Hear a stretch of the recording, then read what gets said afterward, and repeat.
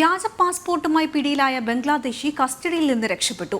നെടുമ്പാശ്ശേരി വിമാനത്താവളത്തിൽ പിടിയിലായ ബംഗ്ലാദേശിയാണ് ക്രൈംബ്രാഞ്ചിന്റെ കസ്റ്റഡിയിൽ നിന്നും രക്ഷപ്പെട്ടത്. രാത്രി 8 മണിയോടെ അത്താണിയിൽ വെച്ചായിരുന്നു സംഭവം ഉണ്ടായത്. വിവരങ്ങളുമായി സുധീഷ് ഗോപാൽ ചേരുന്നുണ്ട്. സുധീഷ്, ഈ വാർത്തയുമായി ബന്ധപ്പെട്ട മറ്റു വിവരങ്ങൾ എന്തൊക്കെയാണ്?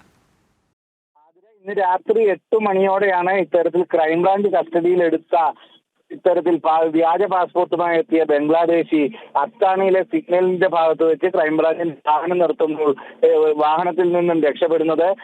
ഇയാളെ പിന്തുടർന്ന് പിടിക്കാൻ ശ്രമിച്ച ഒരു പോലീസുകാരന് പരിക്കേൽക്കുകയും ചെയ്തു. ഇപ്പോൾ അല്പസമയം മുമ്പ് ഇയാളെ ആ പ്രദേശത്ത് നിന്ന് തന്നെ പിടികൂടിയിട്ട് ഇപ്പോൾ അല്പസമയത്തിനുള്ളിൽ ക്രൈംബ്രാഞ്ചിന്റെ ഓഫീസിലേക്ക് കൊണ്ടുവരും. ഇയാളുടെയും മെഡിക്കൽ പരിശോധന അടക്കം എടുത്ത ശേഷമാവും മറ്റ് തുടർ നടപടികൾ സ്വീകരിക്കുക.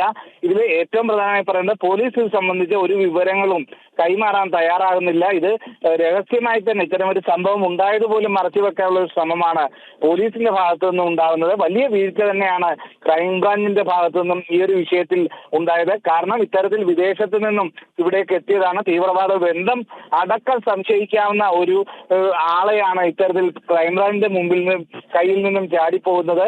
അയാളെ ഇപ്പോൾ എന്തായാലും പിടികൂടാൻ സാധിച്ചു എന്നത് ഏറെ ആശ്വാസകരമായ ഒരു സംഭവം തന്നെയാണ്. ആതിര.